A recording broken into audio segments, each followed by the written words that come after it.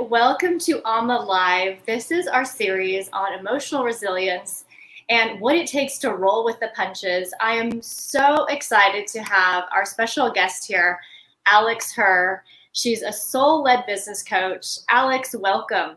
Welcome. Hello. Hello, everyone. I'm so happy to be here. And I love the intro. It's so energizing. Thank you. Live Yeah, right now. Yeah. exactly. Kind of get you going. Yes, big shout out to my husband. He made that happen. So Alex, tell us in your own words who you are and what you're up to in the world. And as our listeners are coming on, we'd love for you to say hi and tell us where in the world you are joining us from. Okay. So, who am I? I mean, we had this talk before, and I'm constantly reinventing myself. I am for sure a business coach. I'm in business. I am a business person.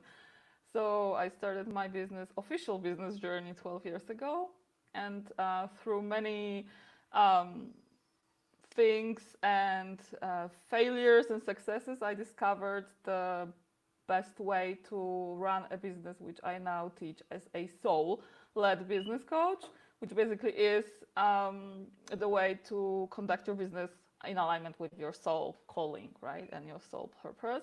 I'm joining you today from my home country, Poland, from my little apartment here, since we are in lockdown. So yeah, this is my current situation and headquarters.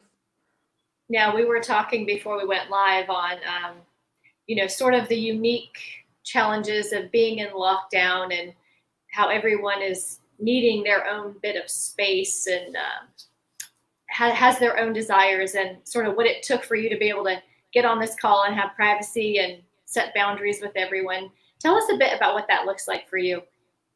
Right now, Yeah. okay, so I'm a mom of four.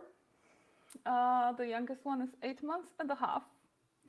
So then there's a 3-year-old with his rules about everything, right? And then there's a 7-year-old girl and 11-year-old boy who's very much into playing games. So before this call, we had to really have a talk about this is now my space. He of course wants to play his game with his friend, and so it's constant negotiation with everyone around, right? So there's 6 of us in this family, so you can only imagine how much we have to negotiate and set up boundaries and keep the boundaries and then renegotiate and all this a process, daily process. Oh my God, you used my favorite word because I feel like any sort of negotiating that I have to do in business is like light and easy and Oh like a breeze in comparison to the negotiation I have to have on an hourly basis with my boys, right? Like they're serious negotiators. Yeah. hmm, Yeah. I feel the exactly. same way. Yeah. I'm like, why do you have to be so much like me, right? Yeah, that's the worst part, because the pieces you most the pieces in them that are most annoy you, they're basically this is basically you. Yeah. I'm looking at a smaller version of myself and I'm like, oh God, Yeah. here we go. So, we touched on it a bit before we went live, but and also you talk about your story in Empire Moms, which recently came out on Friday. And congratulations on hitting bestseller. You're an international bestselling author. Yay! So tell us what your definition of emotional resilience is. Like, what does that look like? What are the characteristics or the traits? Okay, so I learned about emotional you create it, right? So first thing would be you create it, you learn uh, how to be resilient. It's something that you have to work on, like you work on your muscles, basically. And this is a great analogy, actually, because your muscles, they don't grow if you don't tear them a little bit, right? And you don't like stretch them a little bit. You don't have to break them, of course. But creating emotional resilience is basically putting yourself in the situations that are a little bit out of your comfort zone, I guess. So maybe this. Mm, You know, you said something right there that I have observed of myself, but also of my clients and the people that I'm around in terms of around online. You talk about it's a muscle. And so, one of the things that I observed with myself is the things that I had been doing regularly before everything happened, I could easily continue, right? Because there's already muscle there. There's already something established. Of course, it's easy to continue what you've already been doing. What I found interesting that I saw a lot on social media was like, oh, I'm going to use this quarantine to like get in really good shape, or to write a book, or to start a new program, or I'm going to start a business, or I'm going to whatever it is, right? I'm going to have a lot of great quality family time. And the interesting thing is I think so few people were willing to ask themselves, if I didn't have any track record of doing it before, what makes me think that I could start something new, especially right now, right? It's going to be a near impossibility. Are there exceptions? Yeah. But like you said, for most people, it takes that practice, it's that muscle. So tell us an example, tell us a story when you learned this, whether you chose it or it was sort of like sprung on you. What did that look like for you in your life?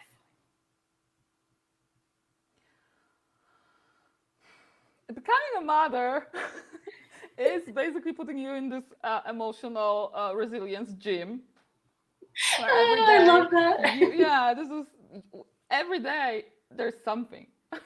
There's not a day, that would be just regular day, in our house. There's something with so many people around. There's always something, like I said at the beginning, there's constant negotiation, constant renegotiation, constant setting boundaries, testing boundaries, right?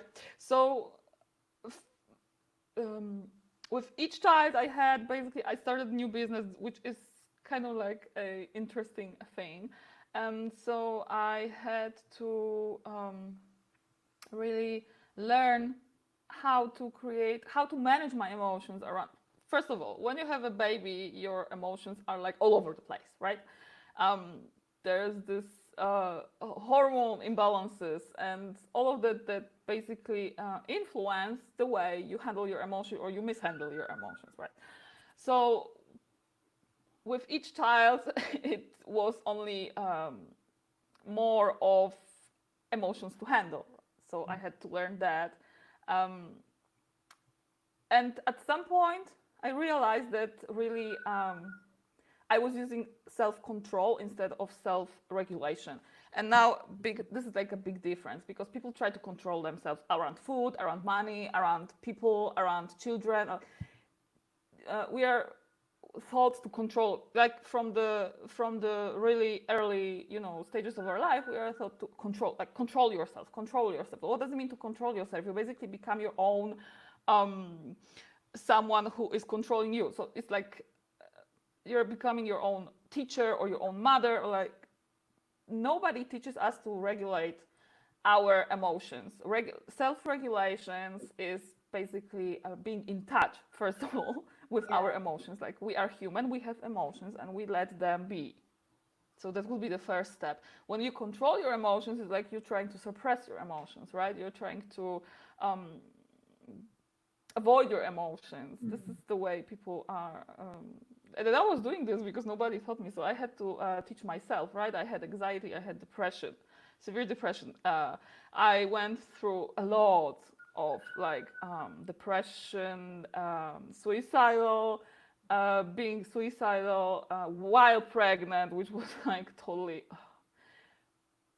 What I could say, and I would love for everyone to leave this call with one um, thought, would be take care of your own emotions because nobody else will. There's no classes at school about emotions.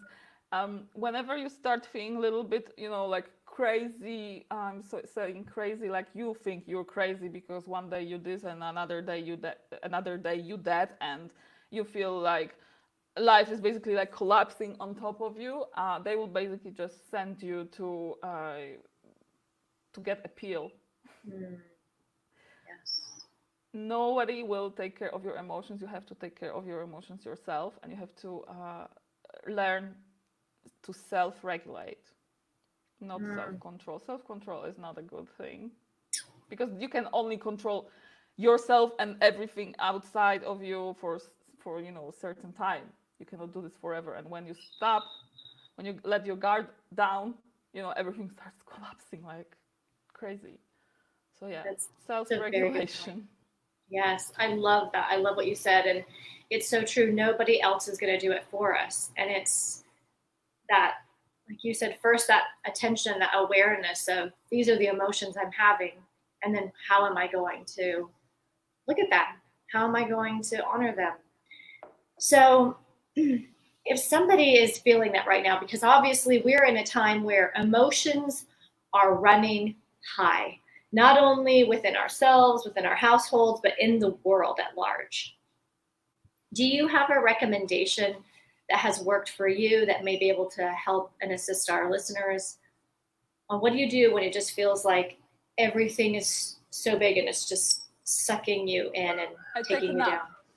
Mm, Yeah, I'm sorry, but I will tell you something. Like the emotions, they usually store on the body level, so you have to like take care of your body first. Like, okay, I'll take a nap.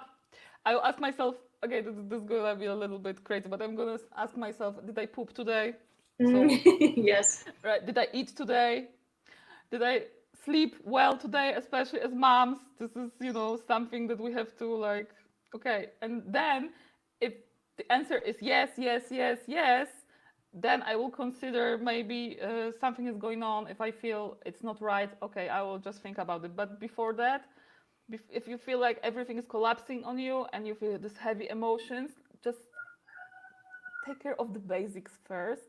Don't make big decisions when you feel down, right? So one step at a time. Nobody's perfect. I'm not perfect. I have, like a little um, drama with my 3-year old every other day or so. So we are learning the art of giving ourselves space. So yeah, just one day at the time. Mm, I love that. It's usually the simple things that are so easily overlooked, like Yeah. a nap. Well, that's not going to fix anything. What can that do for me? But it The makes a best world of thing, difference. if I can just say this, because this is the best thing I've heard recently, is like we as people, we resist the power of simplicity and consistency. Mm, Simplicity and consistency. This is like, and I was like, wow, that's so true, because I do this all the time. We yes. overcomplicate things, and especially when you feel these emotions coming at you, basically, because you feel, and lockdown, mental lockdown, we feel like claustrophobic in our head, like we have too much. As a mom, like I've been in lockdown since August last year, right? Because my fourth baby was born, so kind of. And I Yeah. know, as mom, you have so much time to think and not much time and energy to do, that basically you create like this misbalance between what's going on, and you can really make things go so huge in your head, when in fact it's just a matter of just ask for help, go take a nap, take a shower, Mm, um, go to the bathroom, do your stuff there. I mean, yeah, that maybe that's too simplistic for some people, but I learned that taking care of the basic stuff, the base, basic base, right? base. Our body Yeah. is a base, helps. And then So when true. you clear your mind a little bit, you can make better decisions. Mm, I agree. When we arrived in Mexico about a month ago, we decided we're doing like every afternoon siesta, and so we have these like 2 to 3 hours where everyone in the house gets to decide what they want to do, what relaxing, as my boys say, chillaxing means to them. And it's so nice. It's amazing what that does, you know, especially because we got everybody on board and thankfully, they're 5 and 6 and they're willing to get on board now. But yeah, I completely agree. I'm waiting for the day. Yes, I trust me, I know. My greatest fantasy when I first had my boys, because I had them a year apart, was going to a hotel room and sleeping as long as I wanted. That was like my greatest fantasy. I would have done anything like I'm like, oh, one day, right? I'll be able to sleep again. Yeah. Yes, So yeah, see the the base. base. That's what I That's needed. So, especially mothers. They know, right? They know oh, they where know. the feeling good comes from. From Exactly. sleeping right, from eating right, from taking shower every day. That's Huge not a case for difference. some moms. Yeah. Exactly. It's true. I used to I had a list of people when Sam was first born that I would call in rotation, and they would come over and hold him so I could take a shower, because that was one of the things that helped me feel so much better. So if I could get a shower in by like 10 or 11, it was like I was a new person, even if I hadn't slept that night. So I hear you. So let's talk about Empire Moms. Yeah, it came out on Friday. It's on. Yay, It's that's a shocker. We are best-selling authors, and this is number one on Amazon. This is crazy. it's pretty amazing. It's such a good feeling, huh? And I want to encourage everyone to pick up their copy on Amazon. And I wanted to share one of my favorite things that you put in your chapter. Cool. I did a Okay, screenshot of I it. forgot already. Yeah, it's okay. So you talked about how this is balanced, to be a woman who has children, who has a spouse, who has a business, who is happy and healthy. And you said sacrifice is overrated. It's a poison to the soul. And when I read that, I was just like, yes, because most of us, we observed sacrifice from our mothers and grandmothers and our aunts and our cousins. And it's taught by osmosis more than anything. And then I love when you say, I want my children to understand I am not their ultimate source. They know they have their own connection with source and can manifest their dreams without me helicoptering above them 24/7. Yes. I mean, I can't think of a more exhausting position to be in as a mother than to really believe that we are the source of all things for them, right? So tell me, what does loving our children, right, and seeing their capacity to do and have everything they want, how does that look? How do we not slip back into sacrifice? Because it's right, it's an option that's very slippery. It's easy for most mothers to fall into it. Oh, So for do you have, myself daily. yeah. I just sit there and cry and be a victim of life, like it would be so much easier. And maybe someone would come and pat me in the back and say, "Oh yes, you're right, because we are all in this, together and all that." And So how do you there, stay out of that? I remind myself who I am at the soul level, right? And I decided, like, it was a process. I decided that I am called to do this and this in my life and building my empire. When I saw that project, Empire Moms, I was like, this is me. I'm there already. It doesn't matter when it's happening or uh, the linear timeline didn't matter. I knew that I'm in the project already because I learned that building my empire involves my family, my children, and my business, and my expressing myself and building my marriage. This is the whole thing is my empire. Yes, So absolutely. there's no sacrificing one part for the other because then there's no. This is not empire. This is some fake structure that is falling apart basically, and it's just looking nice from the outside. But my empire is children having big family, let's admit it, right? Big family, having a relationship, having a business or multiple businesses, serving the world. This is my empire, and I have decided that I will have it this way or not at all. Mm, I love it. Now, I want people to know how they can learn more about you and what you're up to. So please visit alexhermag.com. And I wanted to leave our listeners with this quote that you had sent me earlier. The worst thing you can do for your children is to use them, excuse me, as an excuse. I Really? love that. Yeah, I love that too. I remind myself this every day because in 5 years or in 10 years or in 20 years, what they are going to remember, like they are going to remember that they had a home cooked meal every day, or they're going to, like, children, they remember only this fun stuff and the exciting stuff really. And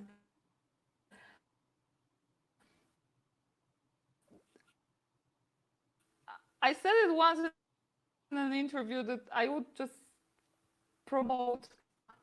Can you hear me?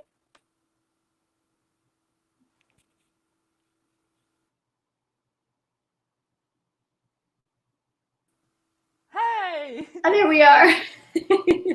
So just one thing that, just divide your time between things that you have to do and things that create memories. That would be like the summary of this, right? So don't use your children as excuse.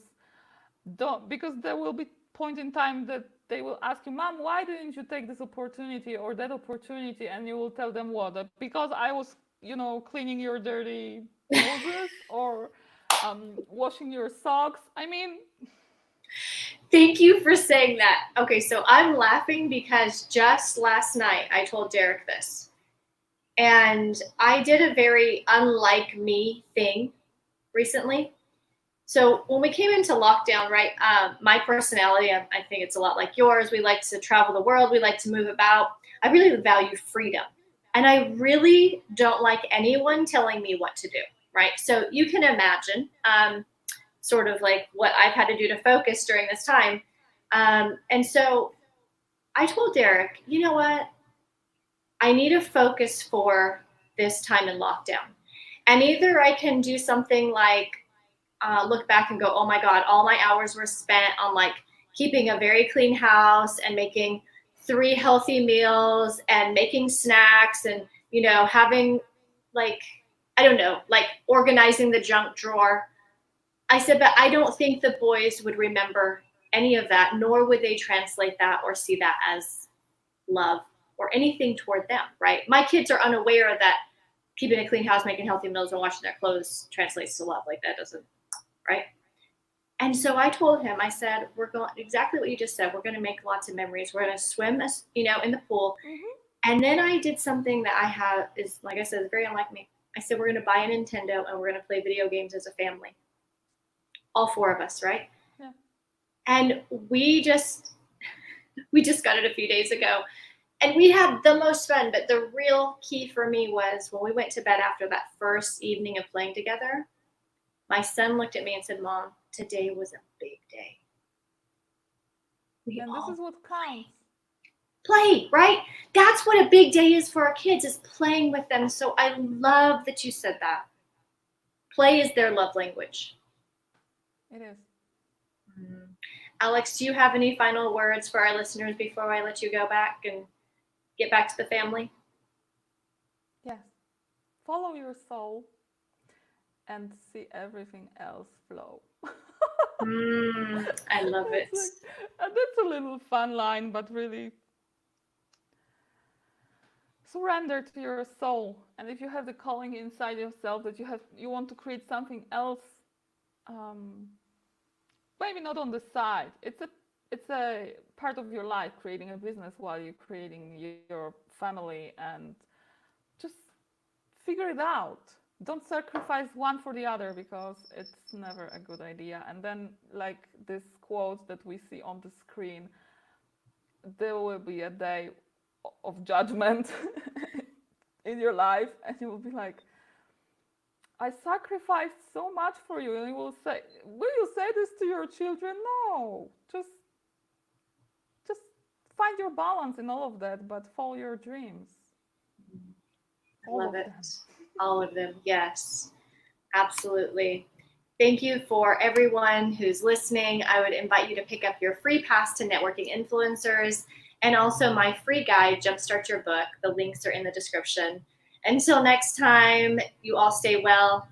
Big hugs from Mexico. Congratulations, Alex. Thank you for being with me. Thank you so much. Thank you for mentoring us on this exciting process of becoming best-selling authors. Yay! Yay! That's so cool. It And is. my children are so proud, you know, that their mommy is number one in the entire world. They're like, As they should be. yeah.